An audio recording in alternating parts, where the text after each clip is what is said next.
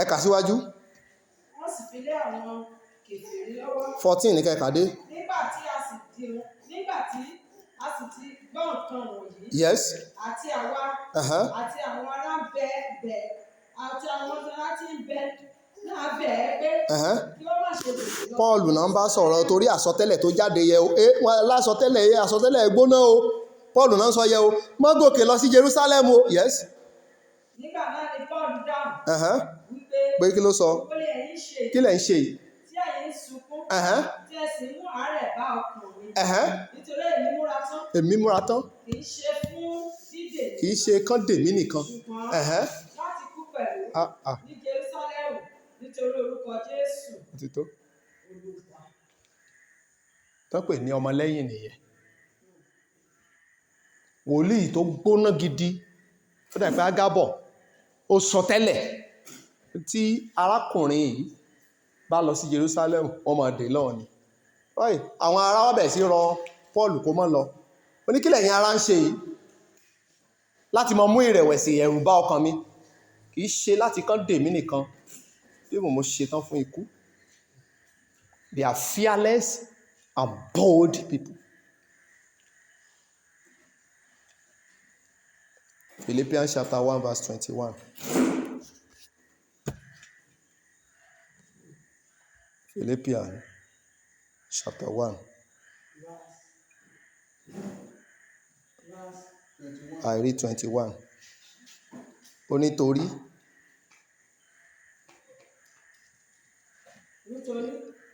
ní ti èmi láti wà láàyè jẹ́ ti Kristi, láti kú jẹ́ kíni? Ẹ wo Bible yìí. Láti kú jẹ́ kíni? Láti kú jẹ́ èrè. Mo bá wà láàyè, mo wà láàyè fún Kristi. Tí mo bá dẹ̀ kú, èrè ní fún mi pé mo kú. Tí mo bá wà láàyè, mo wà láàyè fún Kristi. Tí mo bá dẹ̀ kú, mo kú gẹ́gẹ́ bí èrè tó yẹ kí n jẹ. Paul ló ń sọ̀rọ̀ yẹn o. That's how to know disciple. They are not afraid. They are ever bold. Are you still listening to me? Yes, sir. Ever bold. Let me give us the last definition of discipleship. Before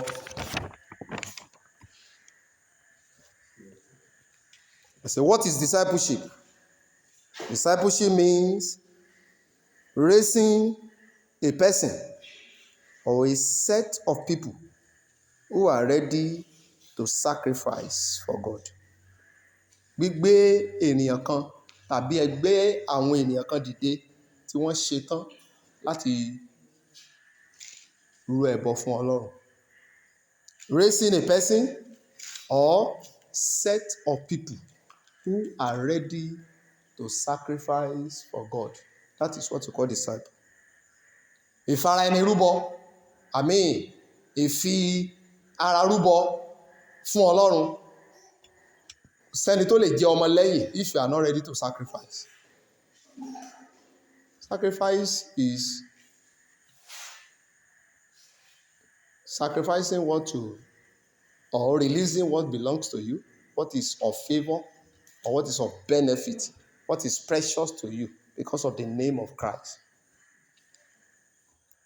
Gbé àwọn èèyàn kan tàbí ẹgbẹ́ ènìyàn kan dìde tí wọ́n ṣetán láti fi ara wọn rúbọ fún Kristi. N tá ń pè ní ọmọlẹ́yìn nìyẹn.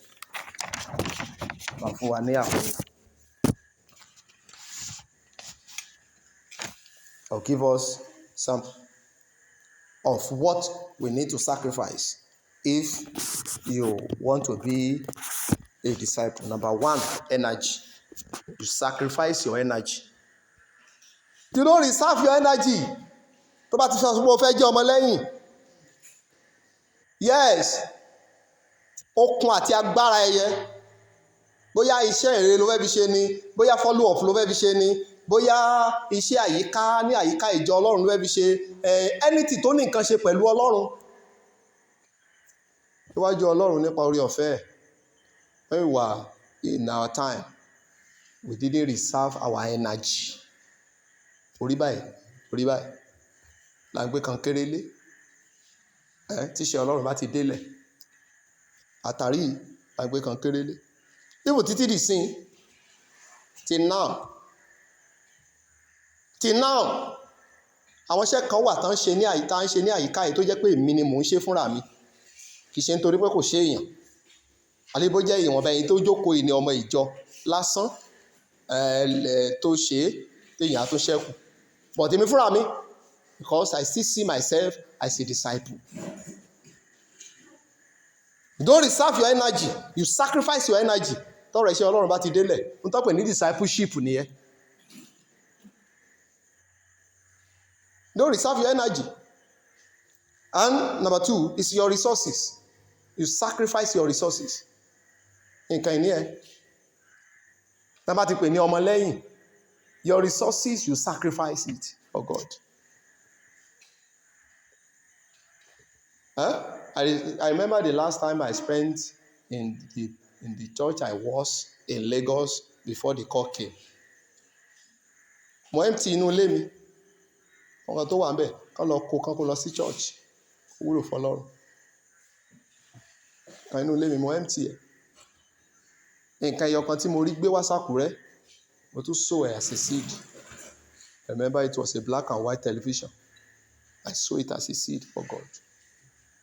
But mo tó ń bọ̀ láti Abuja, nǹkan kan tó bá mi wá láti Abuja again was a motorbike. I sacrifice it as a seed for a minister of God. Your resources belongs to God. And another thing you need to sacrifice is your idea of what you have been doing since morning. Ẹ jẹ́ ká dá sí ọ̀rọ̀ yìí kí ni tó lè mú ìtẹ̀síwájú bá iṣẹ́ Ọlọ́run. You share your own idea. Tá bá ṣe bí ilé nǹkan, wọ́n dẹ̀ ṣe bẹ́ẹ̀, nǹkan dẹ̀ work. You sacrifice your idea that's supposed to be your personal consumption. You sacrifice it for God's work. As a disciple, you sacrifice your idea. Another thing you need to sacrifice as a disciple is your time. You sacrifice your time. You don't hold your time. Ìwọ kọ́ ló ní àkókò ẹ. Bíbélì sọ bẹ́ẹ̀, ó ní ìgbà mi ń ṣe kí ni? Ó ń bẹ ní ọwọ́ rẹ Olúwa. Tó bá yọ̀ǹda ìgbà ẹ fọ́lọ́run, á bá ẹ manage eléyìí tó kù. Ò ní lè lò tán gan. Ìwọ̀nba tó bá ẹ manage ẹ, á wúlò fún ẹ, á tún wúlò fún àwọn ọmọ àti irú àwọn ọmọ ẹ láyé. You sacrifice your time. Time for this, for this department, time for follow-up, time for choir meeting, time for Bible study, time for Sunday service, time for prep on Sunday, time for marathon. You sacrifice your time for God as disciple. Then, and of course, you sacrifice your properties. You sacrifice your properties. Nǹkan ìní ẹ̀ bóyá ìwọ tó ní mọ́tò ṣe Ọlọ́run délẹ̀ ó ní megaphone ó lè wúlò fọlọ́run wọ́n fẹ́ lo ilé ẹ̀ fún word and prayer center tàbí ọmọ ẹ̀ gan tàbí àwọn nǹkan ìní ẹ̀ mìíràn wọ́n fẹ́ lò ó dígà ẹ̀ wọ́n lè lò nígbà tí iṣẹ́ Ọlọ́run bá délẹ̀ helpan ẹ̀ àtàwọn nǹkan mìíràn oní trucks wọ́n fẹ́ kẹ́rù ní ṣọ́ọ̀ṣì tó bá filẹ̀ fọlọ́run ìjọ ń bọ̀ tó jẹ́ pé nǹkan tó rò pé ó níyẹ á dàbí nǹkan tó ò ní ni kàn síbi tọ́lọ́run mú ẹ lọ ó jìnnà fáfà ju ibi tó wà lénìí. You sacrifice your time, your properties. So that is what you call disciple. Somebody who is ready to sacrifice for God.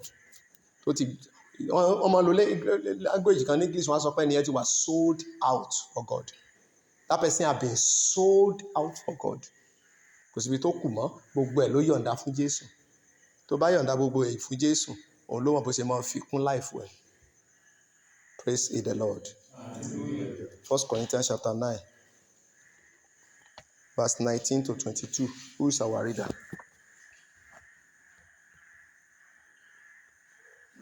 1 Corinthians chapter 9, verse 19 to 22.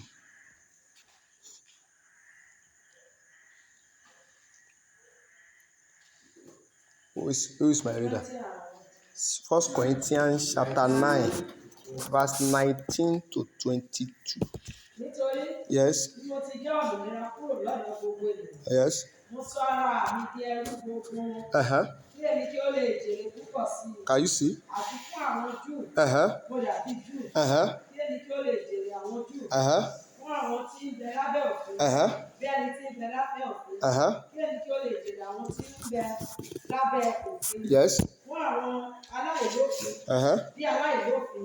Èmi kì í ṣe aláìlófin sí Ọlọ́run. Ṣùgbọ́n èmi ń bẹ lábẹ́ òfin. Sí Kristi. Kí èmi kí ó bá lè jèrè àwọn aláìlófin. Ẹ ti kà lé 22. Fún àwọn aláìlera. Mo di aláìlera. Yes. Kí èmi kí ó lè jèrè àwọn aláìlera. Yes. Mo di ohun gbogbo. Fún gbogbo ènìyàn. Yes. Kí èmi kí ó lè gba díẹ̀ là bí ó ti wù ú. Can you see sacrifice? Ohun tó ń jẹ́ fún àwọn kan, tó ń jẹ́ fún àwọn kan, that's sacrifice. Is it easy? It's not easy. You sacrifice. Sacrifice. Kò dẹ̀ sẹ́nikẹ́ni tó bá reserve for Ọlọ́run tó lè jẹ́ number one. You don't reserve anything for God. Either your time, your resources, your resources or your material things. You don't reserve energy. You don't reserve it. Wàá lo gbogbo ẹ̀ fún Ọlọ́run ni. Ọlọ́run ló mọ̀ bó ṣe máa reward rẹ̀. Mo ka Philippians chapter 3. I read Philippians chapter 3, verse 7 and 8. Ó ní ṣùgbọ́n ohunkóhun tí ó ti já sí èrè fún mi. Kí ló sọ? Àwọn ni mo sì kà sí kíni? Òfo nítorí kíni? Nítorí Kristi. Ìgbà tó wá dé verse 8. Ó ní tòótọ́ láì ṣe àní-àní mo sì ka ohun gbogbo sí òfo nítorí ìtayọ ìmọ̀ Kristi Jésù mi, nítorí ẹni tí mo ti ṣòfò ohun gbogbo mo sì kà wọ́n sí kíni? Ìgbẹ́. Kí èmi kí ó lè ṣe kíni? Kí èmi kí ó lè jèrè Kristi. That's sacrifice. Sacrifice. So if you want to be a disciple of Christ, you must be ready to sacrifice for Christ. Lastly, Acts of Apostles chapter 4.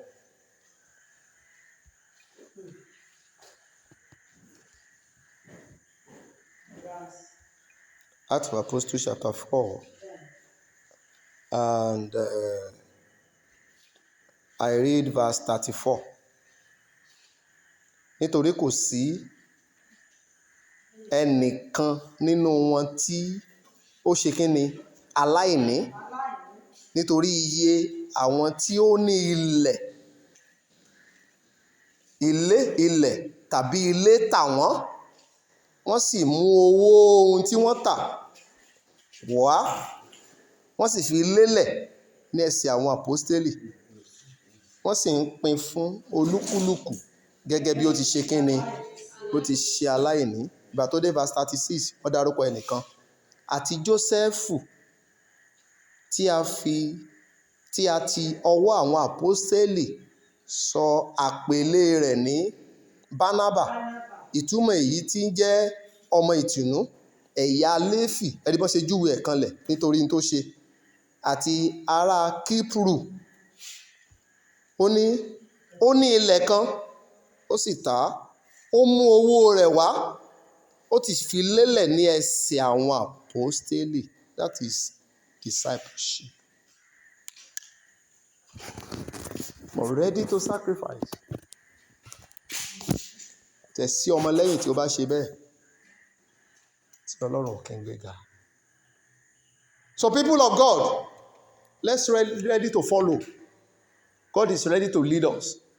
Particularly, He has placed His servant before us, whom we trusted by His grace, that can lead us aright, not lead us astray. Then let's ready to follow. And the language of every disciple is yes. Yes. Come, yes. Go, yes.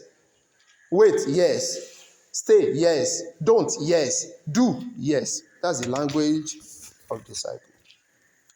By the grace of God, I will continue tomorrow in our prep, because here I want to give us 10 characteristics of discipleship. O lè kọ́lẹ̀ síbẹ̀. Àwọn 10 tí a lè fi ṣe àpèjúwe ọmọlẹ́yìn tòótọ́. Then tó bá di ọ̀la, a bẹ̀rẹ̀ sí mú lẹ́yọ kọ̀ọ̀kan. Bí a bá fẹ́ mọ ọmọlẹ́yìn ní tòótọ́, kí ni àwọn nǹkan tá a lè fi ṣe àpèjúwe ọmọlẹ́yìn tòótọ́? 10 characteristics of disciple. Let's bow down our head for prayer.